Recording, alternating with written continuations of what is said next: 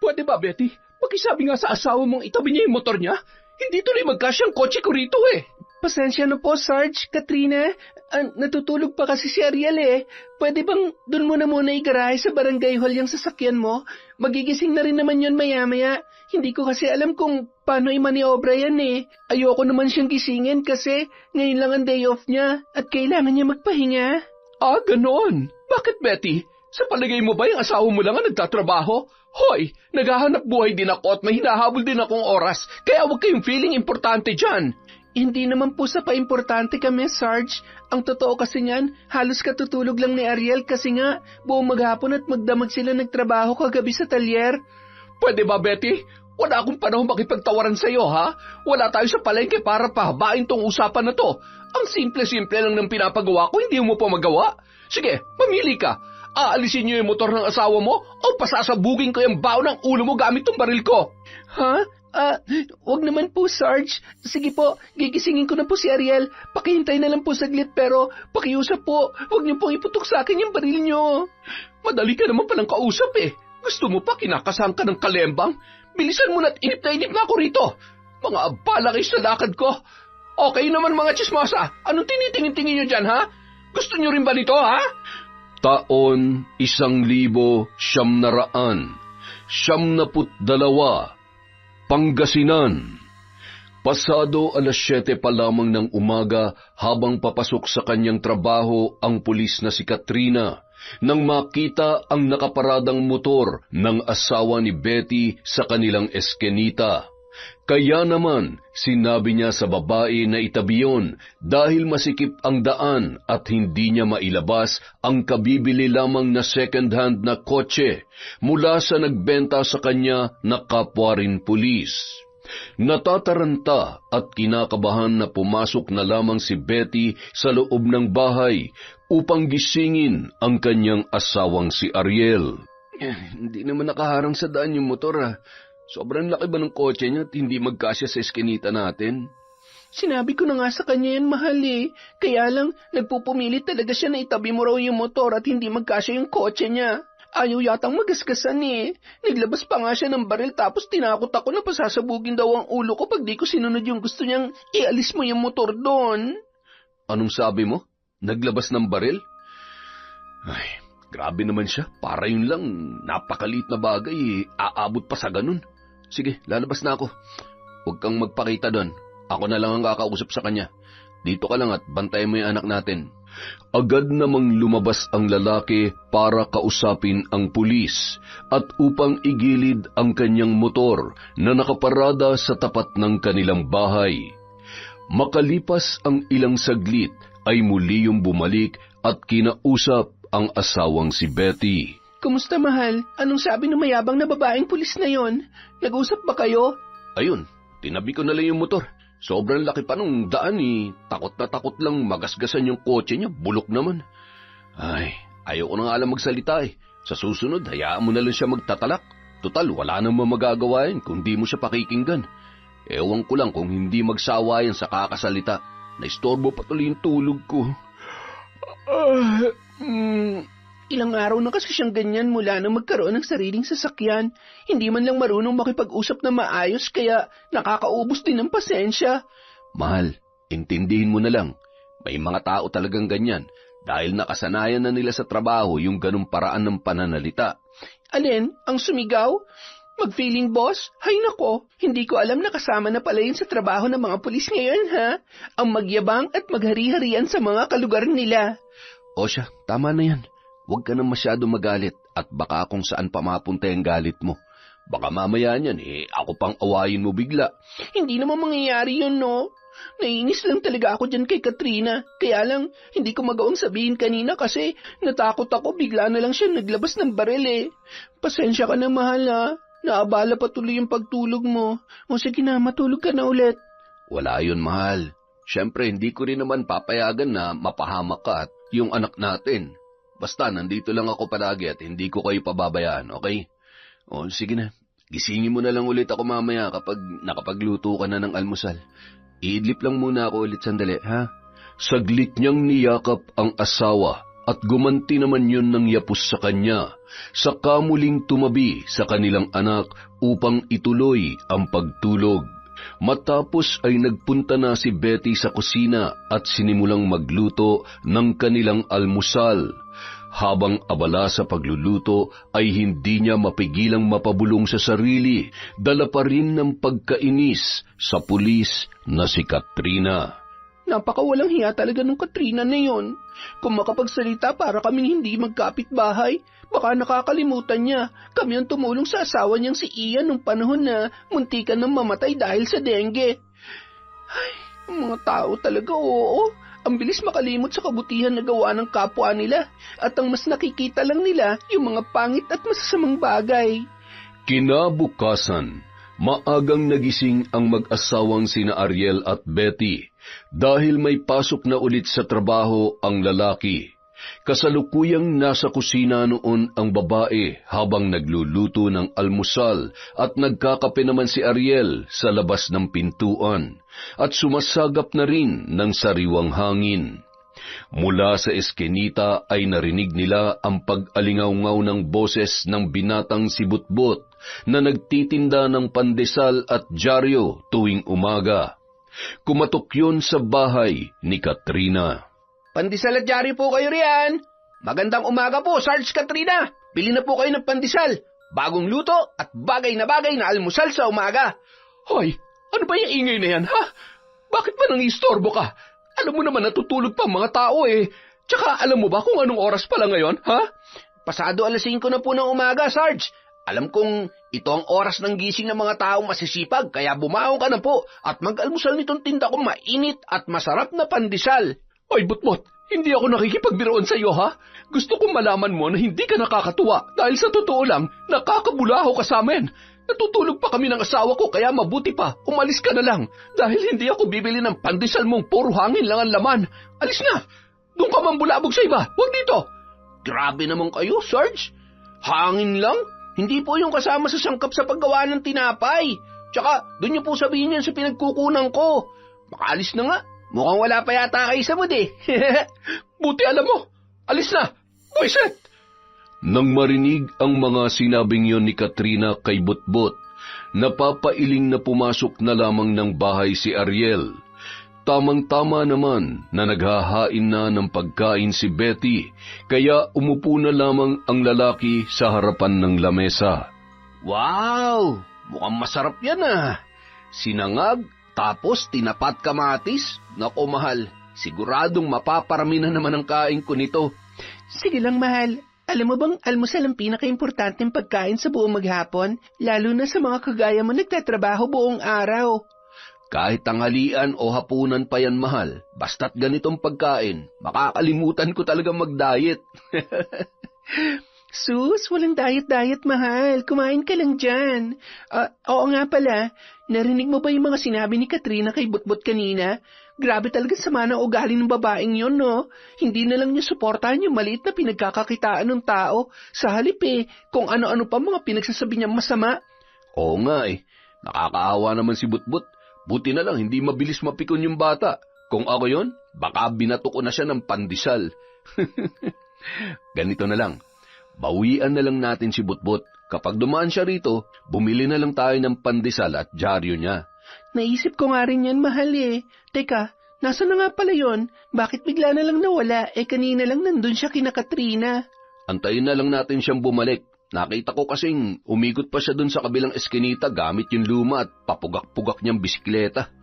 Ilang saglit pa ang lumipas. Habang magkasabay silang kumakain, narinig na nga nila ang boses ni Butbot mula sa tarangkahan ng kanilang bakuran at tinatawag ang kanilang mga pangalan.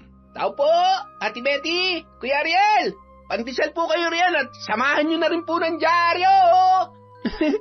Butbot, magandang umaga. Halika, pumasok ka na muna at bukas naman yan. Bibili raw si Kuya Ariel mo ng mga paninda mo. Magandang umaga rin naman po sa inyo, Ate Betty. Sige po papasok na po ako. Wala naman sigurong aso dyan, no? Pabili nga ng pandesal mo, halagang 30 pesos, tsaka isang dyaryo na rin ng makapagbasa muna ng balita bago pumasok sa trabaho mamaya. Aba, ayos Sige po. Eto po ang dyaryo at itong 30 pesos na pandesal. Teka, bakit po parang ang dami yata ng pandesal na binili nyo ngayon, Kuya Ariel? May bisita po ba kayo? Wala naman. Sa totoo lang kumain na talaga kami ng almusal pero gusto ko pa rin bumili ng paninda mo. Narinig kasi namin ng Ate Betty mo yung mga sinabi sa'yo kanina ni Sarge. Mukhang mainit ang ulo sa'yo ng sarhento na yun, Butbot Napaglilihihan ka yata. Oo nga po Ang aga-aga pero mukhang mataas na yata yung araw sa loob ng bahay nila kaya umabot na sa ulo niya. Tsaka, hindi naman po maglilihian. Kasi, tingnan nyo ilang taon na po ba sila nagsasama ni Kuya Ian? Pero hanggang ngayon, hindi man lang natin nabalitaan na nabuntis siya. Baka kaya mainit ang ulo dahil nabitin sa ginagawa nila kanina. Loko ka talaga. Sige ka, pag narinig ka nun, kakasahan ka nun ng baril. Naku, Kuya Ariel, yung mga taong lagi may hawak na baril, duwag yan sa totoong buhay. Subukan mong alisan ng sandata yan, ewan ko lang kung hindi yung magtago sa likod ng asawa niya. Hay, ewan ko sa'yo, Butbot. Magtinda ka na nga lang, ang aga-aga kung ano-ano mga pinagsasasabi mo dyan. Tama ka, Ate Betty. Hindi naman makakatulong sa hanap buhay ko yung taong yun, kaya makapagtinda na nga lang. Paano, Kuya Ariel? Mauna na po ako Ingat ka mamaya sa pagpasok. Pasensya ka na at hindi kita maisasabay dito sa bisikleta ko. Baka kasi sa halip na maihatid kita sa trabaho sa ospital pandiretso natin dalawa. Ay nako, Butbot, baka matetano pa ako dyan sa bike mong yan. Sige na, mag-aasikaso na rin ako sa pagpasok. Oo nga pala, mahal. Total, kumain naman na tayo ng almusal. Yung kalahati nitong pandesal, ibibigay ko na lang dun sa bagong lipat na matandang kapitbahay natin pag napadaan siya rito mamaya. Sumang-ayon naman ang lalaki sa sinabing yon ng kanyang asawa. Matapos ay nagsimula ng kumilos para maligo at magbihis. Naging abala naman si Betty sa paglilinis ng bahay at pagliligpit ng kanilang mga pinagkainan. Makalipas ang ilang oras, habang nagwawalis sa kanilang bakuran at tamang-tamang kaaalis pa lamang ng kanyang asawa, ay nakita niyang nakabalandra sa gitna ng eskenita ang kotse ni Katrina habang nakaupo yon sa driver's seat. Halos sakupin na noon ang kabuuan ng kalye at parang walang pakialam sa mga dumaraan. Naglalakad noon ang matandang si Lola Claring para sana magpunta sa tindahan. Ngunit saglit yung napahinto sa harapan ng kotse, saka tilang nahihiyang tumitig sa pulis. Anong tinatayo-tayo mo riyan, tanda? Tsaka bakit ang sama yata ng tingin mo sa akin? May problema ba tayo, ha? Ay, pasensya na po. Pwede po bang makiraan dito sa gilid? Di dumaan ka. Pinagbabawalan ba kita? O baka gusto mong akayin pa kita, tanda? Ay, ano po kasi hindi ako makadaan sa gilid. Masikip na kasi ang daanan gawa ng may mga halamang nakatambak dun sa kabila. At saka nakabalagbag yung kotse ninyo. Pwede niyo po bang iusog ng bahagya? Kahit kaunti lang naman para magkaroon ng daanan ng mga tao. Napakababaw naman ang problema niyo. Ang laki-laki pa ng espasyong yan, Problema ba yon? Di yumuko ka. Isa pa, ang payat-payat mo naman kaya siguradong kaya mong pagkasyahin ng katawan mo dyan. Hindi na lamang nagsalita pa ang matanda. Sa halip ay tipid na ngumiti sa nakasimangot na si Katrina at pilit na pinagkasya ang sarili sa maliit na siwang ng daan patungo sa kabilang panig ng eskenita. Yan! Nagkasya ka naman, di ba? Ginagamitan kasi ng utak yan at hindi puro putak lang. Diyos ko naman, sa halip na itong makinang pinaiinit ko, baka mauna pang uminit ang ulo ko dahil sa mga tao rito. Mga walang utak. Makalis na nga, buwiset. Narinig at nakita ni Betty ang mga pangyayaring yon habang nasa loob siya ng gate at kunwari ay abala sa pagdadampot ng mga tuyong dahon. Kaya naman, hindi niya maiwasang mapabulong sa sarili dahil sa inis. Ang tindi na talaga ng sira ng ulo ng pulis na yon. Pati ba naman yung matanda hindi pinalampas sa kawalang hiyaan niya? Mabangga ka sanang lintik ka. Samantala, bagong lipat lamang sa kanilang lugar ang matandang si Lola Claring. Nagmula yun sa malayong probinsya at mag-isa lamang nang tumira doon. Agad na nakapagbukas ng maliit na tindahan ng uling at mga kahoy na panggatong ang matanda na siyang pinagkukunan noon ng pang-araw-araw na pangangailangan. Bagamat hindi pa sila nag-uusap ni Betty ay madalas na siyang makita ng babae sa tuwing dumadaan yon sa kanilang eskenita. Nang makabalik ang matanda at muling napadaan sa tapat ng bahay nila Betty, ay tinawag niya yon at pinalapit upang ibigay ang pandesal na kanilang binili kay Butbot. Sinamahan niya pa yon ng ilang sachet ng kape at balot ng asukal. Para sa inyo po yan, Lola. Pasensya na't yan lang ang kaya naming maibigay sa ngayon. Ay, nako, Iha. Maraming salamat dito. Sana'y hindi ka na nag-abala pa. Wala po yon. Palagi ko po kasi kayong nakikitang dumadaan dito sa tapat ng bahay namin. Kaya lang, nahihiya akong batiin kayo kasi baka hindi nyo ako pansinin. Ay, nako, ikaw naman. Bakit naman hindi kita papansinin? Ay, napakabait mong tao. Hindi lang talaga ako palabati kasi bukod sa malabo ng paningin ko wala pa rin akong masyadong kilala rito sa lugar ninyo. Hindi na po ngayon, Lola, kasi magpapakilala na po ako. Ako nga po pala si Betty, asawa po ako ni Ariel, kaya lang nasa trabaho po siya ngayon. Hayaan niyo po, minsan ipapakilala ko rin siya sa inyo. Ako naman si Claring. Doon ako nakatira sa maliit na tindahan ng mga uling at kahoy na panggatong. Magsasalita pa sana si Betty, ngunit narinig niyang umiyak ang kanilang anak mula sa loob ng bahay. Kaya nagmadali na siyang nagpaalam sa matanda at sinabing magkwentuhan na lamang sila sa ibang araw. Ngumiti naman yun at sinabing babalik na lamang din kapag may pagkakataon. Sa kabilang banda, kasalukuyang nasa himpilan noon si Katrina at naka-duty sa trabaho nang mamataan niya ang binatang si Butbot sa labas ng gusali, habang inilalako ang mga hawak niyang dyaryo. Tinawag niya yon saka si Nenyas ang lumapit. Nakangiti namang nagtungo ang binata saka nagsalita. Magandang umaga po ulit, Sarge! Mukhang maganda ang gising natin ngayon Ano po bang sa atin? Hindi kita tinawag para makipagbiruan. Pahingi ng dyaryo. Magkano bang isa? Init pa rin ang ulo. 10 piso po. Ito po. Oo nga pala. Gusto ko lang ipaalala sa iyo na sa susunod, huwag ka nang kakatok sa bahay ng ganong oras, ha? Dahil nakakaistorbo ka sa tulog namin ng asawa ko. Nakakairita yung ginawa mo. Alam mo ba yon? Ay, pasensya na po, Sarge. Hindi na po mauulit. Nagtitinda lang naman po ako kaya sinubukan kong kumatok sa inyo. Wala akong pakialam sa mga katwiran mo. At wala rin akong pakialam sa mga paninda mong to. O sige na, bukas na lang yung bayad dito at wala akong barya. Umalis ka na. Ay, hindi po pwede bukas, Sarge. Kasi babalik ko rin mamaya sa pinagkunan ko yung mga pinagbentahan niyan. Babalikan na lang po kita mamaya sa hapon. Sigurado, meron na kayong barya nun, di ba? Bakit mo mas marunong ka pa sa akin? Baka gusto mong ipahuli kita dahil bawal yung ginagawa mong pagtitinda dito sa harapan ng tanggapan namin. Ano, gusto mo? Napapailing at napabuntong hininga na lamang si Butbot at wala nang nagawa pa kundi ang umalis. Totoo man o hindi na bawal magtinda sa lugar na yun, hindi niya na lamang kinontra ang mayabang na pulis, sapagkat iniisip niya alam noon ang lahat ng bawal sa batas.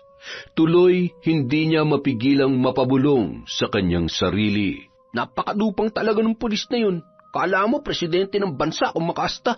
Ang angas-angas, para bang hindi tatablan ng bala ng baril at patalim yung katawan niya. Karamang kasaan ng pulis kang balasuwas. Makalipas ang ilang araw, habang nagsasampay ng mga nilabhang damit sa labas si Betty, kumatok sa gate nila ang matandang si Lola Claring at nanghihingi yun ng dahon ng malunggay na nasa loob ng kanilang bakuran. Kayo po pala, Lola. Hali po kayo, pasok po kayo. Nako, pasensya na po sa itsura ko, Katatapos ko lang po kasi maglaba ano po sa atin? Ay, nako, ikaw naman, Betty. Wala yon.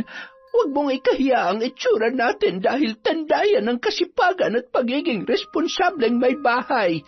Siya nga pala, pwede bang makahingi ng dahon ng malunggay? Ilalahok ko lang sa lulutuin kong sinabawang isda. Dahon po ng malunggay? Oo naman po, pwedeng-pwede. Mukhang masarap ang ulam nyo ngayon, Lola Claring ah. Sandali po ha, ako nang kukuha para sa inyo. Maupo po muna kayo. Nako, nakakahiya naman at naabala patuloy kita. Gusto mo bang tulungan na kita? Nako, wag na po. Kaya ko na to. Sanay naman po ako manguha nito kasi madalas rin ito ang inuulam namin mag-asawa. Agad namang umakyat si Betty sa hangganan ng kanyang maaabot para kumuha ng mga dahon ng malunggay. Ilang saglit pa, ibinigay niya na yon sa matanda saka nakipagkwentuhan habang nagpapahinga. Ayos na po ba yan, Lola? Kasya na po kaya yan sa lulutuin niyong ulam? Nako, sobra-sobra na ito, iha. Pero maraming salamat, ha? Ilalagay ko na lang yung matitira sa uulamin ko mungko sa susunod na araw. Kayo po ang bahala. Basta kapag kailangan niyo ulit yan, puntahan niyo lang po ako rito. Sabay nating kakalbuhin tong puno na malunggay para tubuan na ulit ng panibago. Maraming salamat, Betty.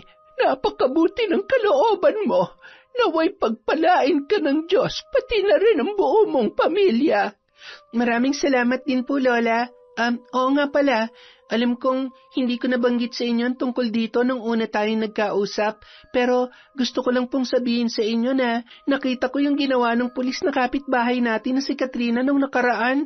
Ako na pong humihingi ng dispensa sa ginawa niya kasi bilang matagal nang nakatira rito, parang ako pa yung nahihiya sa pinapakita niyang pag-uugali sa inyo. Ay, yun ba? Nako, hayaan mo na lamang siya at may oras din ang mga ganong klase ng tao. Maaaring hindi pa siya ngayon, pero darating ang araw, pagbabayaran niyang lahat ng mga ginagawa niya sa kanyang kapwa. Ay siya nga pala, wala ka namang dapat ihingi ng paumanhin sa akin.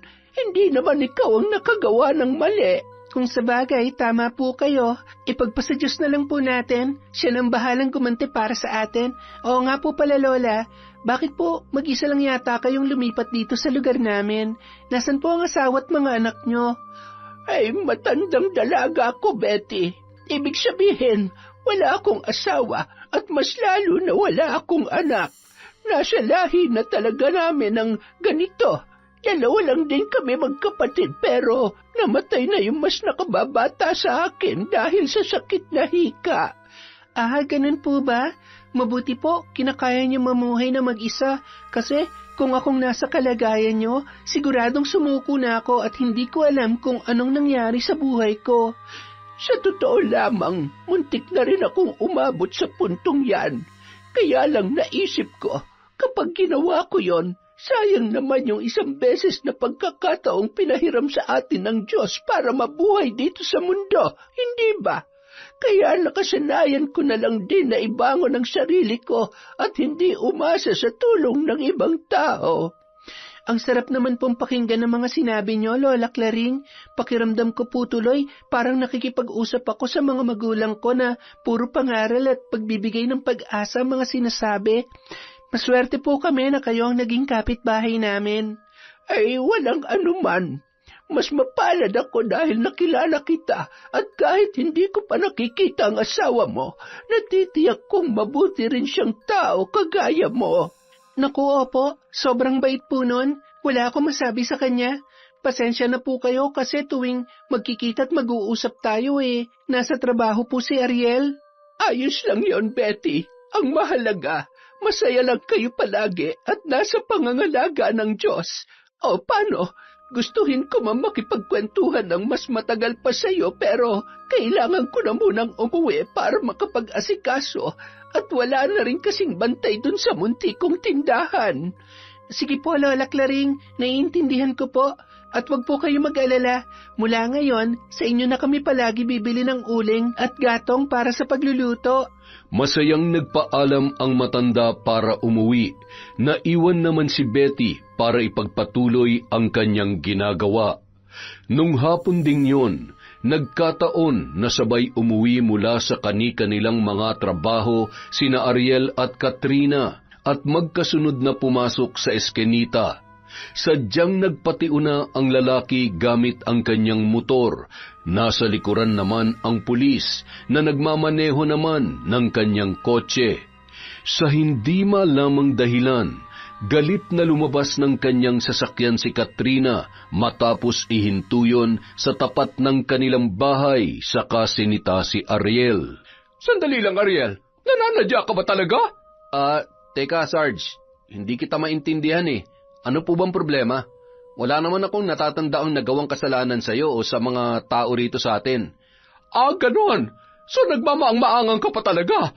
Alam mong dadaan ako pero sinadya mo magpatiuna. Para ano? Para ipagyabang yung bulok at pangkalakal mo ng motor? Sarge, wala akong ganong intensyon. Tsaka, pasensya na kung ganon ang iniisip mo ha. Ginawa ko lang yon para hindi mo ako mabangga sakaling kailanganin mong bumuelta o iatras yung kotse mo para magmaniobra. Walang masamang ibig sabihin yon. Gigil na tinitigan ni Katrina si Ariel matapos ay binuksan ang kanyang kotse at saglit na may kinuha sa loob. Nang muling lumabas ay hawak na noon ang baril at agad na ikinasa, saka itinutok sa lalaki at galit na nagsalita. Matigas ka ba talaga? Patunayan mo nga yan. Sa susunod na gawin mo pa ulit yon, itong baril ko nang sasalubong sa'yo. Naintindihan mo ba, kamoteng motorista? Tila binuhusan ng malamig na tubig si Ariel at hindi na nakagalaw habang nandidilat ang mga mata na nakatitig sa hawak na baril ni Katrina. At dahil natanaw ni Betty ang asawa mula sa loob ng bahay, nagmamadali at nag-aalala siyang lumabas saka nagtungo sa kanyang asawa upang alamin kung ano ang nangyayari at hinihingal na nagsalita. Mahal, teka, ano nangyayari dito? Bakit hawak mo na naman yung baril mo, Sarge? Pakiusap, ibaba mo yan. Baka maiputok mo ng di oras. Takot pala kayo eh. Ano? Nanginginig na yung mga tumbong nyo, no? Talagang ipuputok ko to kapag ipinagpatuloy nyo pa rin ang pakikipagyabangan sa akin. Para sa kaalaman nyo, sa lugar na to, walang ibang may karapatang magyabang. Ako lang. Nagkakaintindihan ba tayo? Opo, Sarge. Naiintindihan po namin. Pasensya na kung may nagawang mali ang asawa ko. Mahal, halika na. Pumasok na tayo sa loob. Kung ako sa inyo, pumasok na talaga kayo bago pa dumanak ang dugo sa eskenitang to. Naghihimutok man sa galit, wala nang nagawa pa si Ariel kundi ang sumunod sa asawa nang igiya siya nito na pumasok sa loob ng bahay. Doon ay saka inilabas ng lalaki ang sama ng loob at init ng ulo para sa pulis na si Katrina. Heto ang tubig, mahal. Uminom ka muna. Huwag mo na lang kasing intindihin yon. Sabi ko sa'yo, high blood ka lang sa pulpul na sarhentong yun eh. Nakakabwisit na kasi. Nakakalalaki na masyado. Porke pa pulis siya, dapat ganun na siya umasta. Ngayon naiintindihan mo na kung ano nararamdaman ko kapag naiinis ako sa babaeng yon. Hayaan na lang natin siya, mahal. Diyos na lang ang bahala sa kanya. Alam mo, hindi naman dating ganyan ang ugali niyang lintik na yan eh. Pero simula nung makabili ng luma at second-hand na kotse, natunog bangka, akala mo kung sino nang makaasta. Mahal, alalahanin mo, may anak tayo. Kapag idinaan natin sa init ulo ang mga bagay-bagay, baka madamay pa siya. Ikalma mo muna ang sarili mo, okay? Sige, ipagluluto na lang kita ng paborito mong sinigang na hipon para naman makahigop tayo na mainit na sabaw, tsaka gumaan yung dibdib mo, ha? Ano pa nga ba magagawa ko kundi ang palampasin na naman yung kayabangan nun?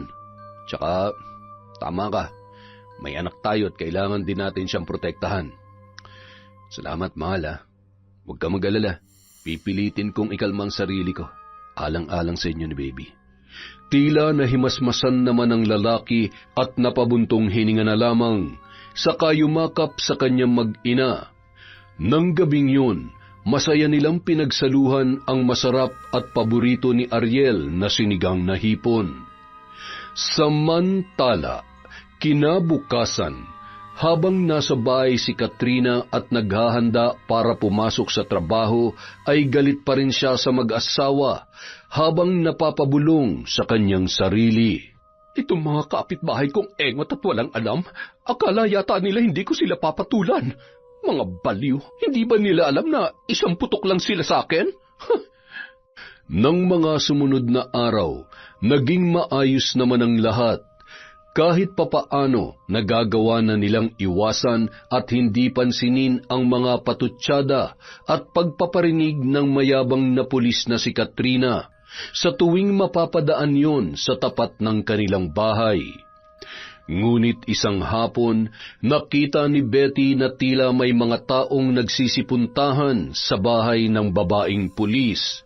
Nang subukan niyang mag-usisa sa tindahan na malapit sa kanila, ay napag-alaman niya, nakaarawan pala ni Katrina kaya maraming dumarating na bisita. Maya-maya, umuwi na rin ang kanyang asawa at nagtataka yun na nagtanong, "Kumusta ka, mahal?" Teka, ano bang meron dyan sa kapitbahay natin? Parang ang daming tao at napakaingay. Ayos lang naman kami rito ng anak mo sa bahay, mahal. Tungkol naman dyan sa tanong mo, narinig ko birthday daw nung pulis na si Katrina kaya maraming bisita. Kaya pala parang diskuhan yung loob ng garahe nila tsaka sobrang lakas ng tugtog. Dinig hanggang dito sa loob ng bahay natin Buti na lang, hindi nagigising si baby. Anong hindi? Kanina pa nga yan paulit-ulit na nagugulat Kinakarga ko na lang para patulugin ulit. Ang ingay rin kasi ng videoke nila. Hindi na lamang nila pinansin ang ingay sa labas na nagmumula sa bahay ni Katrina. Isinara na lang nila ng maigi ang mga bintana at pintuan, nang sa ganun ay mabawasan kahit papaano ang ingay na pumapasok doon. Ngunit nang mas lumalim na ang gabi at sumapit ang lagpas 12:00, ay nagpatuloy pa rin ang malakas na pagpapatugtog ng kapitbahay. Sinabayan pa yon ng malalakas na sigawan, tawanan at panakanakang masigabong palakpakan na animoy nasa isang pambansang pagtitipon. Kaya naman hindi na nakatiis pa si Ariel at nagpaalam sa asawa para saglit na lumabas upang kausapin ang pulis na si Katrina. "Sandali lang, mahal kakausapin ko lang. Anong oras na ang ingay pa rin nila. Hindi nila iniisip yung mga tao may trabaho pa bukas." Mahal, hayaan mo na lang kaya. Maya-maya lang siguradong matatapos na rin yan. "Huwag kang mag-alala, kakausapin ko lang si Sarge. Papakiusapan ko na kung pwede hinaan nila yung pagpapatugtog at bawasan na rin yung mga sigawan. Huwag kang mag-alala, babalik din ako agad." Yun nga ang eksaktong ginawa ng lalaki. Ngunit laking pagkadismaya niya nang makausap si Katrina. Sa halip na hinaan ang kanilang pag-uusap, nagalit pa yun sa kanya at pinagsabihan siya ng hindi magagandang salita. "Nakikiusap lang naman po ako, Sarge, kasi may trabaho pa ako bukas.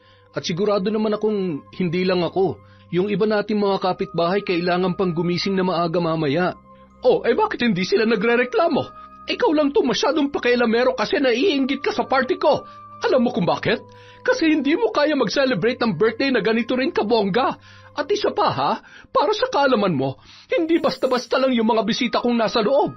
Karamihan sa kanila ay kilala sa politiko at mula sa mga mayayamang angkan. Mawalang galang na po, Sarge Wala naman po akong pakialam sa mga bisita mo at kung sino man po sila.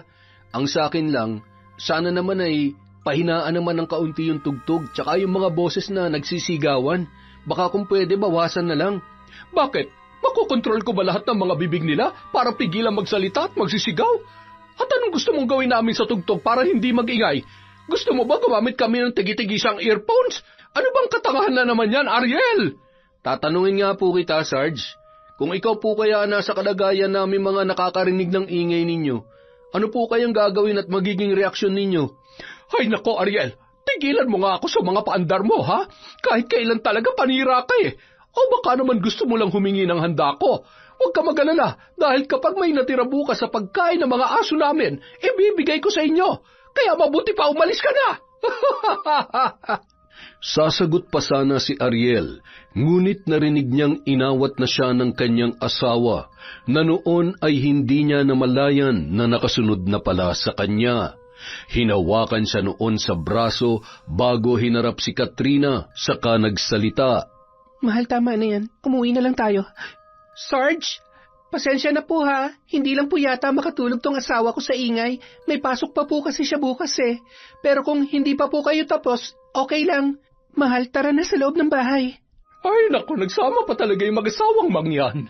Makabalik na nga lang sa loob at baka makita pa ako ng mga bisita kung kausap kayo Magtaka pa sila kung bakit nakikipag-usap ako sa mga unggoy na katulad nyo. Tche! Kahit gigil na gigil, wala na lamang muling nagawa si Ariel, kung hindi ang ikuyom ang kanyang mga kamao at mapasuntok sa hangin. Inawat naman siya ni Betty at mahinahon na pinapasok muli sa loob ng bahay. Pinilit na lamang nilang matulog ng gabing yon at tinakpan ng unan ang kanilang mga tainga. Kinabukasan, maaga pa lamang maingay na sa eskenita nila Betty dahil sa mga batang naglalaro at nagkukulitan. Dahil doon, nagising si Katrina at galit na galit lumabas ng bahay saka nagbuhos ng tubig kung saan naroroon ang mga kabataan. Ayaw niyo ba talagang tumigil? Heto, ewan ko lang kung hindi pa kayo umuwi kapag binuhusan ko kayo nito. Lintik, ang aga-aga niyo mag-ingay kahit may natutulog pa rito. Hindi niyo ba alam na napuyat ako kagabi dahil sa party ko? Tapos iistorbohin yung tulog ko? At isa pa, bakit dito kayo naglalaro sa tapat ng bahay ko, ha? Paano kung magasgasan niyo tong kotse ko? May babayad ba kayo? Baka kahit isang singkong duling wala ang mga magulang niyo. Magsilayas kayo, mga buwisit kayo! Nang mga oras na yun, tamang-tama naman na napadaan si Lola Claring para magtungo sa panaderya at bumili ng pandesal. Ilang araw na kasing hindi nakakadaan sa kanila si Butbut dahil nagkasakit ang binata. Nakita ng matanda ang ginawa ni Katrina at maging siya ay hindi napigilan na magpahayag ng kanyang opinyon. Pasensya na po, Sarge. Yun na lamang din ang itatawag ko sa iyo dahil naririnig kong ganong katawagin ng mga kapitbahay natin. Ikaw na mamatandang aswang ka. Ano na naman bang kailangan mo? Huwag mong sabihing dadagdag ka pa sa mga batang pasaway na to. Gusto ko lang pong sabihin na huwag naman sanang ganoon ang pakikitungo mo sa mga bata. Pwede mo naman silang kausapin ng mahinahon at pangaralan ng tama. Hindi ba pulis kayo? Dapat po ay alam niyo yon. Teka nga, tanda. Sino ka ba para pakialaman ako? At anong karapatan mo para diktahan ako sa kung anong dapat kong gawin, ha? Kung hindi ko pa alam baka nagkukunwari ka lang na mabait at may malasakit sa mga tao rito. Pero ang totoo, sa itsura mong yan, duda ako na hindi ka rin gagawa ng mabuti. Alam mo kung bakit? Kasi mukha kang mangkukulam at manananggal. Mag-iingat ka sa mga binibitawan mong salita, Sarge. Dahil baka isa sa mga araw na ito, magkatotoo ang mga yan. O, kita mo na? Di ba tama ako? Sa totoo lang, unang kita ko pa lamang sa iyo nung pagdating mo sa lugar namin. Duda na talaga ako sa pagkatao mo. At alam kong balak mo na maghasik ng lagim dito. Pero syempre, dahil isa kong magaling at maaasahang pulis, hindi ko hahayaan na gawin mo yun sa akin. Matapos sabihin ng babaeng pulis ang mga salitang yon, biglang tumitig sa mga mata niya si Lola Claring na tila ba pinag-aaralan ang kanyang kabuuan. Hindi yun kumukurap at bumubulong sa hangin ng mga salita na tanging siya lamang ang nakakaunawa. Maya-maya ay inis na tinanong siya ni Katrina. Oh, bakit mo ako tinititigan? Maganda ba ako? Matagal ko nang alam yon, kaya huli ka na sa balita, gurang na mukhang aswang. At kung plano mo akong kainin at isunod sa mga biktima mo, huwag mo nang tangkain, dahil bago mo yun magawa, uunahan na kita. Alalahanin mo, isang bala lang ang magpapahinto sa hininga mo, tanda! Maging masaya ka sana sa mga susunod pang araw, Sarge. Mga bata, magsiuwi muna kayo at doon na lamang kayo sa bahay ninyo maglaro. Mukhang mainit ang dugo sa inyo ng kapitbahay natin. Pagpasensyahan nyo na lamang muna. Inis na tinapunan ni Katrina ng masamang tingin ng matanda bago galit na pumasok sa loob ng kanyang bahay at pabagsak na isinara ang pintuan. Napapailing na lamang si Lola Claring saka nagpasyang umuwi na. Kinabukasan, habang nasa opisina si Katrina at kasalukuyang naka-duty sa trabaho, napansin siya ng lalaking utusan at pinagkakatiwalaan sa loob ng gusali na si Joko. Ikaw pala, Joko. Oo nakakainis kasi yung mga kapitbahay ko dun sa tinitiran ko. Mga pakialamero at panira ng araw. Nako, Sarge, sa tingin ko kailangan mo ng pampakalma. Tamang-tama, may alam akong bagong pagkukunan ng magandang klase ng, alam mo na, yung pinapagulong sa makintab. Mukhang kailangan ko nga yan ngayon Pero teka, hindi ba tayo sasablay dito? Ikaw naman, Sarge, kailan ba ako pumalpak sa mga transaksyon natin? Dating gawi, malinis, walang bakas, at walang aninong maiiwan. Sigurado yan. Sige, ikuha mo ko. Oh, etong pera, tapos itong para sa'yo. Bilisan mo na bago pa ako malobat dito. Ayos to, Sarge Pang 1 linggong budget ko na sa pagkain to. Salamat Huwag ka mag-alala, mabilis lang ako. 5 kurap lang ng mata mo, nandito na ulit ako. Bilisan mo na, ang dami mo pandaldal Naka3 kurap na ako. Sa kabilang banda, habang naglalakad si Betty pauwi galing sa tindahan, nakasalubong niya ang matandang si Lola Claring. Saglit silang nag-usap at may itinanong siya doon. Magandang araw, Lola Claring. Kumusta po? Ay, ikaw pala, Betty. Ayos lang naman ako. Ikaw ba? Kumusta kayo ng pamilya mo? Heto po, medyo kulang sa tulog.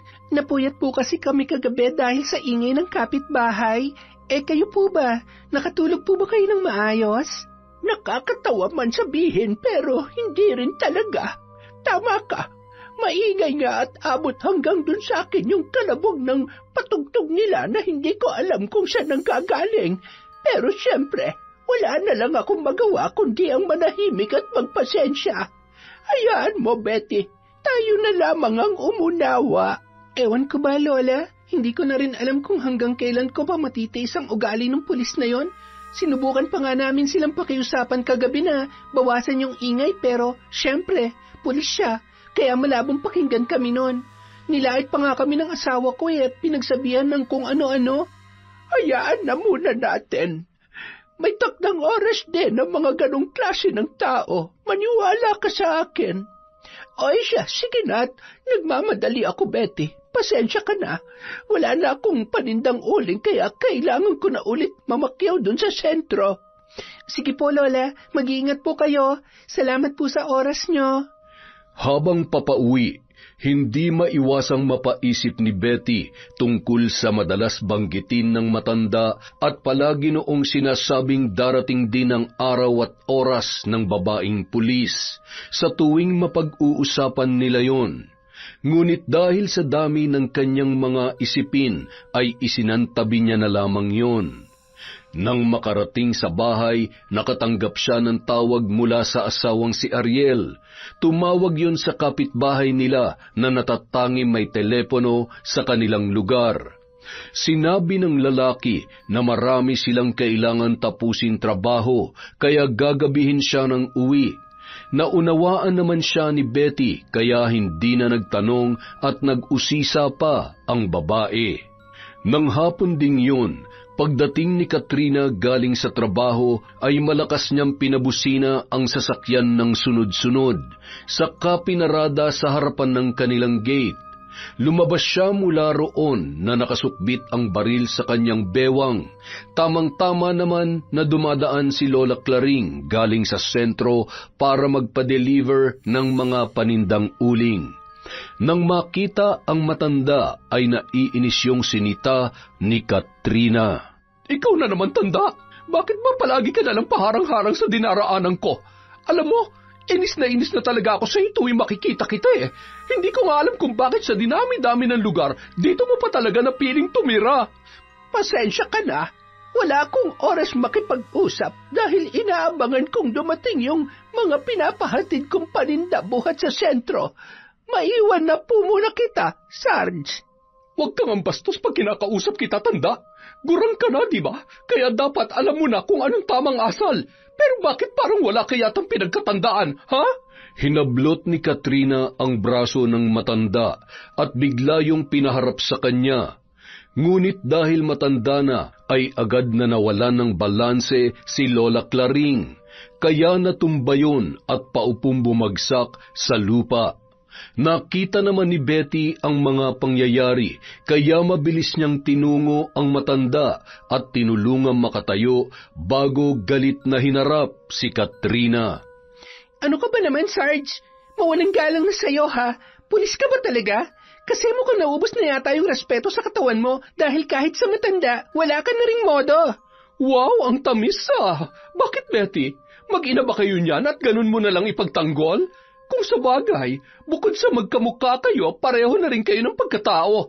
Mga walang alam at aanga-anga. Betty, iha, hayaan mo na lamang siya. Huwag mo nang patulan. Huwag ka mag-alala at ayos lamang naman ako. Salamat sa pag-alalay sa akin para makatayo. Hindi, Lola. Sumusobra na kasi yung pulis na yan eh. Napakayabang at akala mo kung sino. Nagkaroon lang ng katiting na pwesto at titulo sa trabaho eh. Akala mo pag mamay-ari niya ng buong mundo, biglang naging basura yung pag-uugali. Ah, ganon ha? Eh di sige, ipaliwanag mo yan dito sa baril ko. Mabilis na hinugot ni Katrina ang kanyang baril mula sa kanyang bewang at itinutok yon ng malayuan kay Betty. Natatawa at dali-dali namang lumapit si Betty sa kanya, saka hinawakan ang dulo ng baril at siya na mismo ang nagtutok noon sa sariling noo, habang hinihingal sa galit na nagsalita. Yung baril mo na palagi mong pinagmamalaki? Sige nga, iputok mo ngayon. Ayan, nakatutok na sa noo ko. Ako na mismo naglagay para hindi ka na mahirapan pa. Sige na, Katrina, iputok mo na. Nakakawala ka ng respetong lintik ka. Oh, bakit ayaw mo iputok? Hindi mo kaya, di ba? Kasi ang totoo, duwag ka. Ngayon, kung hindi mo kayang iputok yan sa ulo ko, subukan mong bitawan at lumaban ka ng patas. Bigla ay natigilan si Katrina habang nanlalaki ang mga mata na nakatitig kay Betty. Batid niyang seryoso ang babae sa mga sinabi noon. Ilang saglit pa ang lumipas at muling nagsalita si Betty. Ano, ayaw mo? Sumusuko ka na ba sa laban na ikaw mismo nagsimula? Wala ka pala eh. Dalawa lang ang pagpipilian mo. Ipuputok mo yung baril mo o bibitawan mo at magsuntukan na lang tayo.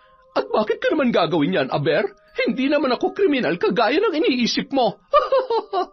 Betty, Sarge, Katrina, pakiusap, itigil nyo na yan. Walang maidudulot na mabuti ang patuloy ninyong pagbabangayan. Hindi, Lola. Kailangan na mabigyan ng leksyon ng mga ganitong klase ng tao na kunwari alagad ng batas pero ang totoo, kampun naman ni Satanas. Akin na nga yung baril mo. Bitawan mo yan! Nagpambuno ang dalawang babae habang pilit na pinag-aagawa ng baril na hawak ni Katrina. Ilang minuto pa silang nagtagisan ng lakas at walang sino man ang nais na umawat dahil sa takot na baka tamaan sila ng bala. Hanggang sa isang malakas na putok ang umalingaw-ngaw sa buong paligid na nagpanganga sa lahat ng naroroon. Bukod sa malakas na sigaw ni Lola Claring, wala nang maalala si Betty bago maramdaman ang panlalambot ng kanyang mga tuhod sa katuluyang nawalan ng ulirat. Nagising na lamang siya sa isang ospital at ang muka ng asawang si Ariel ang bumungad sa kanya. Bakas sa itsura ng lalaki ang labis na pag-aalala at pangamba. Betty, mahal, Diyos ko, mabuti naman at nagising ka na. Kumusta ang pakiramdam mo? Mahal, masakit lang ang ulot, ibabang bahagi ng katawan ko. Tsaka, nauuhaw ako. Pwede mo ba akong painumin ng tubig? Oo naman, saglit lang at ikukuha kita. Oh, heto, inumin mo. Kailangan mong magpagaling at magpalakas, mahal, ha? Salamat sa Diyos at ligtas ka na. Nasaan ang anak natin? Nasaan si baby? Shh! Huwag ka na mag-alala sa kanya. Iniwan ko muna siya kay Lola Claring habang nandito tayo. At huwag ka na rin masyadong magsalita dahil alam ko na ang lahat. Ikinuwento niya na rin sa akin ang pangyayari. Si Lola Claring din ang tumawag ng tulong para madala ka dito sa ospital. Ganun ba? Nasaan siya ngayon? Gusto ko magpasalamat sa kanya. Umuwi na muna sila ni baby. Hindi kasi pwede magtagal dito yung anak natin dahil bawal siya makalanghap ng iba't ibang amoy ng gamot. Huwag ka mag-alala, ha? Ang mahalaga, ligtas ka na sa ngayon at kailangan mo na lang magpagaling. Salamat, mahala. Salamat din kay Lola Claring sa pagmamagandang loob na tumawag ng tulong para madala ko rito. Pero ano raw bang lagay ko? Sasagot pa sana si Ariel nang biglang bumukas ang pinto ng silid at pumasok ang doktor na sumuri at gumagamot kay Betty. Isang nakakalungkot na balita ang ipinaliwanag noon sa kanila na tila bombang sumabog sa pandinig ng mag-asawa. Magandang araw. Mabuti naman at nagising na ang pasyente. Nais ko lamang pong ipaalam na nagkaroon ng matinding pinsala ang maselang buto sa kabilang bahagi ng binti ng pasyente at nangangailangan po ito ng masusing pagtutok at atensyong medikal. Hindi totoo to. Panaginip lang ang lahat ng to. Mahal, sabihin mo hindi totoo to nangyayari ngayon. Mahal, pakiusap. Kumalma ka muna. Dok, gaano po ba katagal ang magiging gamutan bago siya makarecover? Tsaka, makakapaglakad pa po ba siya? Napabuntong hininga muna ang doktor bago tumingin sa hawak na papel at pinirmahan yon. Saka muling tumingin sa kanila at mahinahon na nagsalita. More or less 3 hanggang 6 na buwan ang kailangang hintayin bago siya muling makalakad. Pero ang worst case scenario, depende sa pangangalaga ng pasyente. Pwedeng umabot ng 1 taon o higit pa kung hindi niya tutulungan ang kanyang sarili. Hindi! Sinungaling ka! Hindi ka tunay na doktor! Mahal, ano ba? Huminahon ka nga. Doktor ang kausap natin at kailangan natin magtiwala sa kanya. Pasensya na po, Dok. Nagulat lang po ang asawa ko sa narinig niya. Wala po kayong dapat ihingi ng paumanhin, mister. Hindi na bago sa amin ang mga ganitong pangyayari. Huwag kayong mag-alala. Pwede nyo na siyang ilabas bukas para sa bahay na lamang siya pagalingin. Sige po, maiwan ko na muna kayo at marami pa akong aasikasuing pasyente. Nang makaalis ang doktor, hindi na mapigilan ni Betty ang sarili at agad na yon na nag-hysterical. Mabuti na lamang at napipigilan ni Ariel ang kanyang pagwawala hanggang sa tuluyan na yung kumalma matapos ang malakas na pagsigaw at pag-iyak, saka pigil ang galit na nagsalita. Kasalanan tong lahat ng hayop na pulis na yon. Siya ang dahilan kung bakit ako nandito. Sana pinatay niya na lang ako gaya ng inuutos ko sa kanya. Pero dahil duwag siyang tao, hindi niya kayang gawin yon. Isa siyang demonyo. Huwag ka mag-alala, mahal. Hindi kita iiwan. Hindi kita pababayaan at palagi lang ako nasa tabi mo. Mabilis lang lumipas ang 6 na buwan o 1 taon. At kahit mas tumagal pa ron, hindi ako magsasawa at mapapagod na alagaan ka. Pagsisilbihan ko kayo ng anak natin. Maraming salamat, mahal. Salamat dahil nandyan ka sa tabi ko dahil siguradong hindi ko na alam ang gagawin ko kung wala ka. Akong gagawa ng paraan para gumanti sa lintik na babaeng yun. Hindi ko pa alam kung paano pero... Basta, ipinapangako ko sa iyo, magbabayad siya sa ginawa niyang ito. Niyakap na lamang nila ang isa't isa habang sabay na umiiyak. Nung mga oras na yun, tanging ang mga puso lamang nila ang pinakamatibay nilang sandata para magpakatatag at patuloy na lumaban. Samantala, habang nasa bahay at magkausap ang mag-asawang sina Katrina at Ian ay hindi nila maiwasang magtalo tungkol sa nagawa ng babaeng pulis. Bakit mo naman kasi ginawa yun? Alam mong labag sa batas yun. Ano magagawa ko kung tanga yung babaeng yun? Alam naman niyang baril yung hawak ko lumapit pa siya at hinawakan niya pa. Di naputukan siya. Mabuti nga hindi ko pinatamaan sa ulo Hindi yun ang punto dito, Katrina. Ang tanong, bakit mo kasi ginagamit yung baril na yun kahit hindi oras ng trabaho? Hindi ba dapat nilalabas mo lang yun bilang depensa at hindi para makipag-away? O kaya naman manakot ng tao? At dapat alam mo yan dahil pulis ka. Teka nga, Ian, bakit ba parang mas kinakampihan mo pa yung babaeng yon? Siya naman talaga may kasalanan, hindi ba? Pasensya ka na. Hindi ko kinakampihan si Betty o kung sino man. Asawa kita kaya alam mong nasa panig mo ko. Ang sakin lang, nag-aalala ko para sa kaligtasan at reputasyon mo bilang pulis. Baka idemanda ka ng mga yon. Sila? Magdedemanda? Nagbibiro ka ba? O sadyang hindi mo lang naririnig yung mga pinagsasabi mo? Paano nila gagawin yun Kahit pagkain at pang-araw-araw na pangangailangan, ikaw sila. Anong perang ilalabas ng isang pipitsuging mekaniko at babaeng palamunin lang ng asawa niya? Sige nga! Sana nga hindi nila maisipang magreklamo sa korte. Dahil pag nangyari yun, tsak makukulong ka at siguradong matatanggal ka sa pwesto. Huwag kang praning dyan. Hindi ako natatakot patanggal sa serbisyo. Alam na alam kong hindi mangyayari yun. Baka nakakalimutan mo, marami akong kadikit na malalaking pangalan at malalakas sa hanay namin. At hindi mabubura ng lintik na kasalanan kong ito, yung dedikasyon at tagal na paglilingkod ko sa tungkulin bilang pulis. Tandaan mo yan! Sana nga hindi mo pagsisiyan sa bandang huli ang ginawa mong ito, Katrina. Natatawa na lamang na iniwan ng babaeng pulis ang kanyang asawa bago dinampot ang bag na nakapatong sa sofa. Sa kapakanta-kanta pa na pumasok sa kanilang silid. Naiwan namang mag-isa sa sala si Ian habang tila kinakabahan at napapailing na lamang. Sa kabilang banda, habang nasa ospital ay nagpaalam sandali si Ariel sa kanyang asawa para umuwi at kumuha ng mga gamit. Mahal, uuwi muna ako saglit sa bahay ha. Kukuha lang ako ng konting damit mo. Kasi hanggang bukas pa tayo mananatili rito. Sisilipin ko na rin si baby. Baka umiiyak na yun at hinahanap na tayo. Sige, mahal. Mag-iingat ka, ha? Bumalik ka agad. Oo naman. Hindi ako magtatagal. Hintayin mo ako rito, ha? Nang makarating sa kanilang lugar, pigil ang galit na dinaanan niya ang bahay nila Katrina at pinukol ang gate noon ng malaking tipak ng bato. Lumikha yun ng ingay, ngunit walang sino mang lumabas mula sa loob ng bahay. Doon naisip niya na baka nasa kani-kanilang mga trabaho ang mag-asawa. Sa inis ay napabulong na lamang siya sa kanyang sarili. Walang hiya kang pulis ka, demonyo ka, wala kang kaluluwa, hindi ka tao.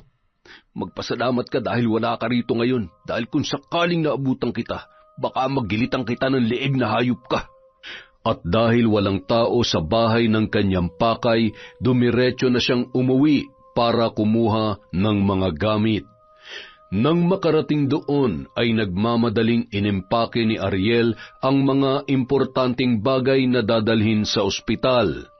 Matapos mailagay sa isang bag ang mga yon, nagpasya na siyang magtungo sa bahay ni Lola Claring para kumustahin ang matanda at ang anak nila ni Betty. Diyos ko, Ariel, anak, mabutit na padalaw ka. Kagabi pa ako nag-aalala para kay Betty. Kamusta siya? Kamusta ang lagay niya? Sumaglit lang po ako rito, Lola, para silipin ang anak natin at para mag-abot na rin ng kaunting perang panggastos ni baby. Alam ko pong hindi madaling alagaan ng anak namin, lalo pa nga at magtatatlong taon pa lamang siya.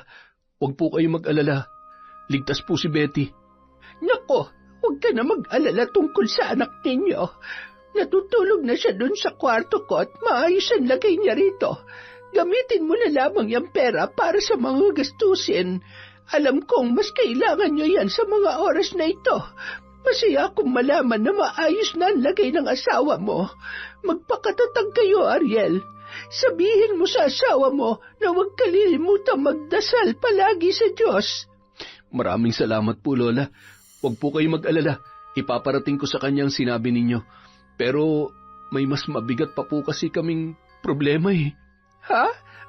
Ano ang ibig mong sabihin? Anong problema yan? Isa-isang isinalaysay ni Ariel sa matanda ang tungkol sa sinabi ng doktor at kung gaano kalubha ang pinsalang idinulot noon sa kanyang asawa. At maging yon ay hindi rin mapigilang magalit at manggigil kay Katrina. Maya-maya pa, kinausap niya si Ariel at muling tinanong, Walang kapatawaran ang ginawa niya kay Betty. Napakasama niya. Ano naman ang plano mo ngayon? Ngayong napakalaki pala ng perwisyon dinulot ng lintik na pulis na yon sa asawa mo. Buo na po ang desisyon ko, Lola Claring. Ididimanda ko ang babaeng yon. Magsasampa ko ng kaso laban sa kanya. Demanda? Kaso? Sa palagay mo ba'y makakamit natin ang katarungan sa ginawa ni Katrina dahil lang sa pagsasampa ng reklamo? Yun lang po ang tanging paraan na alam ko para mapanagot ang hayop na yon. Naniniwala ako na makukulong siya pagkatapos ng tamang proseso sa korte. Ariel, anak, makinig ka sa akin. Walang kasiguruhan ang plano mong yan.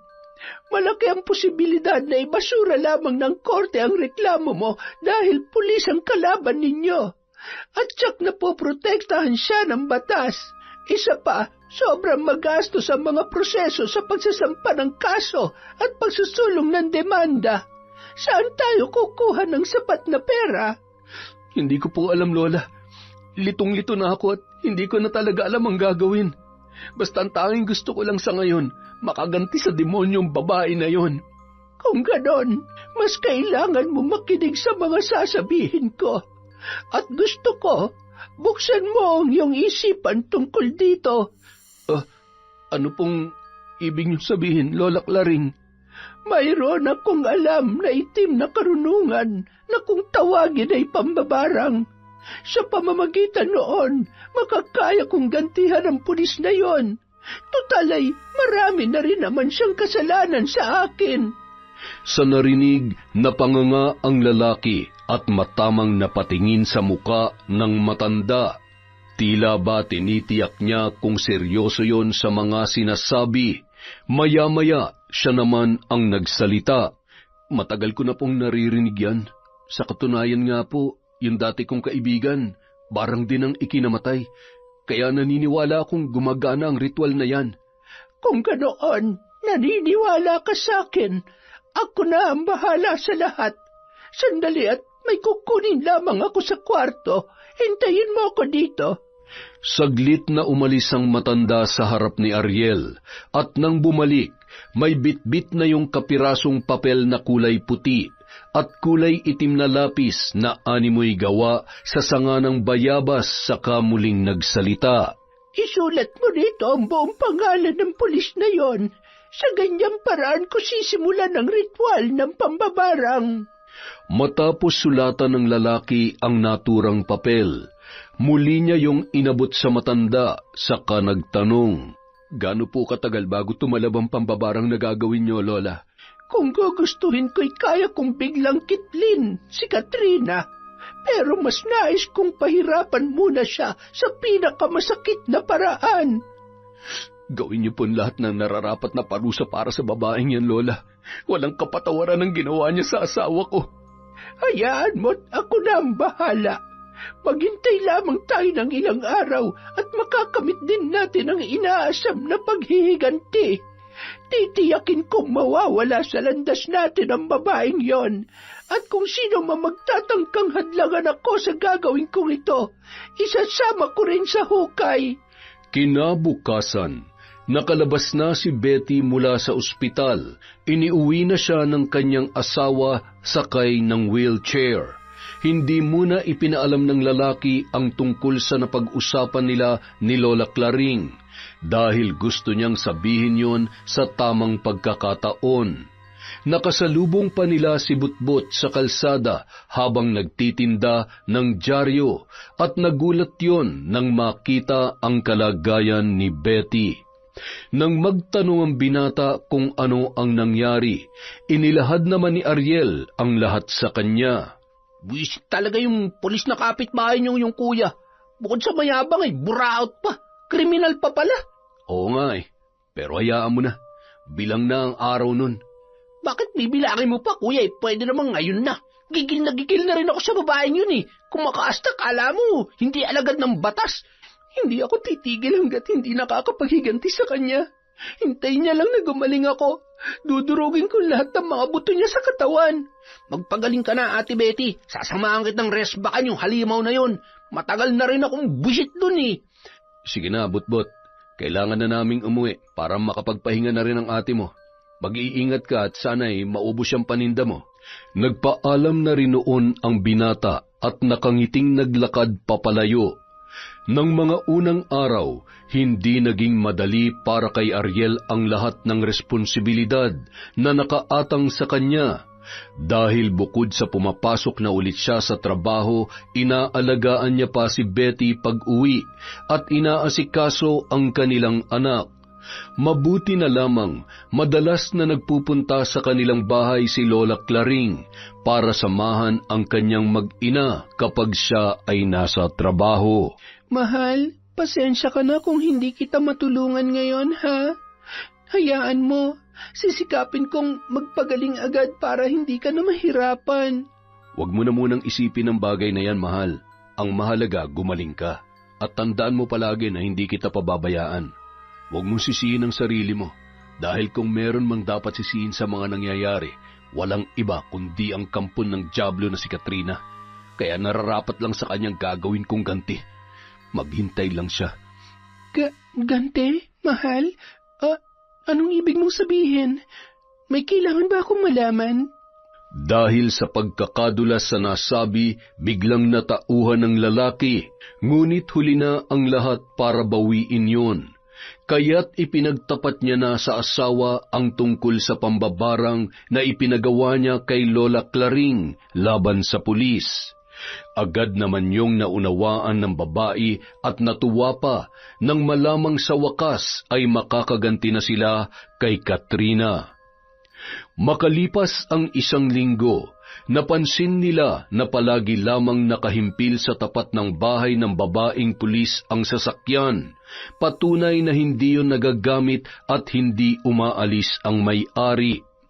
Isang umaga, habang nagpapaaraw si Betty sa labas ng kanilang tarangkahan, kasalukuyang nagpapaalam sa kanya si Ariel para magtungo sa trabaho, ay nakita nilang may dumating na ambulansya sa mismong harapan ng bahay ni Katrina.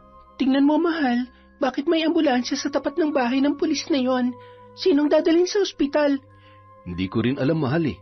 Tsaka, pansin mo bang parang hindi na umaalis yung sasakyan na yan?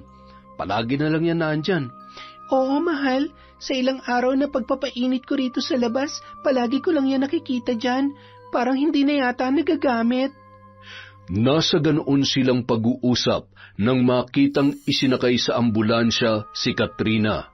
Payat na yun, halos butot balat na lamang at tila hinang-hina ang katawan. Agad na nagkatinginan ang mag-asawa at batid na nila sa isip kung ano ang dahilan ng pagkakaganoon ng babae. Nang makaalis si Ariel, agad na kumalat ang usap-usapan sa kanilang lugar tungkol kay Katrina. Ayon sa mga kapitbahay, ilang araw na raw na hindi nakakapasok ang pulis dahil sa matinding pananakit ng buong katawan, at madalas na idinadaing ang pananakit ng ulo at sikmura, hanggang sa mawalan na yon ng ganang kumain dahilan ng pagbagsak ng kanyang katawan. Makaraan ng ilan pang mga araw, muling ibinalik sa bahay si Katrina dahil wala umanong nakikitang dahilan ang mga doktor para manatili yon sa ospital. Ngunit kinabukasan, nalaman nila ang sagot mula sa binatang si Butbut. Ate Betty, Kuya Ariel, may ibabalita ako sa inyo. Tsak, matutuwa kayo. Ha? Ano na naman ba yan? Tungkol saan? Tungkol dyan sa tukmol na pulis na patolang kapitbahay nyo. Diba, doon ako nagtitinda ng dyaryo sa tapat ng istasyon nila. Nalaman ko na malala na raw ang lagay ng Katrina na yan. Ha? Teka, totoo ba yan? Bakit? Paano mo naman nasabing malubhana? Narinig kong usap-usapan doon ng mga kapwa niya pulis eh. Naglalagas na raw yung buhok ni Madam Katrina, tapos nagiging kulay dilaw na parang buhok ng mais. Tsaka yung balat daw niya ay nanunuyot at nagbabakbak na parang naaagnas. At hindi lang yun, sobrang payat na raw at mukhang kalansay na. Totoo pala yung naririnig kong usap-usapan dito. Kaya pala matagal na siyang hindi nakakapasok sa opisina at kaya pala labas-pasok na rin siya sa ospital. Bagay lang yun sa kanya. Kung tutuusin, kulang pa yun sa lahat ng kasamaan at perwisyo na gawa niya sa lugar natin at sa mga tao. Pero maghintay na lang tayo at darating din ang katapusan ng babaeng yan. Ay, teka muna ha. Mag-iikot-ikot muna ako at baka hindi maubos tong mga binebenta ko. Lagot ako kay bossing. Sige na, Ate Betty ha. Kuya Ariel, alis na muna ako. Babalitaan ko na lang ulit kayo kung ano man ang masagap ko. Kinagabihan, habang mag-isa sa kanyang bahay si Lola Claring, muli niyang isinagawa ang pagtatapos ng ritual ng pambabarang para kay Katrina. Halos magdadalawang linggo na rin niyang pinahihirapan ng babae mula nang simulang gawin ang ritual. At nang gabing yun, napagpasyahan niya ng tapusin ang paghihirap ng pulis na kanyang binibiktima. Huwag ka mag-alala, Katrina. Sa gabing ito, tutuldukan ko na ang iyong pagtangis at paghihirap dahil tuluyan ko nang kukunin ang iyong buhay. Mula sa bayong nalagayan ay inilabas niya ang luma at naninilaw na manika na gawa sa tela. Mayroon yung kulay dilaw na buhok at sabay na kinuha ang kulay itim na kandila na may nakaukit na sinaunang letra sa palibot. Tinalian niya ng kulay itim na sinulid ang leeg at tiyan ng naturang manika at pinatakan yon ng kandila. Kasunod, inilabas niya ang malaking garapon na naglalaman ng mga uod, linta at bubuyog. Isinilid niya doon ang manika sa katinakpan. Matapos yon, ipinatong niya sa kanyang palad ang papel na sinulatan ng pangalan ni Katrina, saka nagsimulang dasalan ng mga orasyon habang nakapikit ang kanyang mga mata.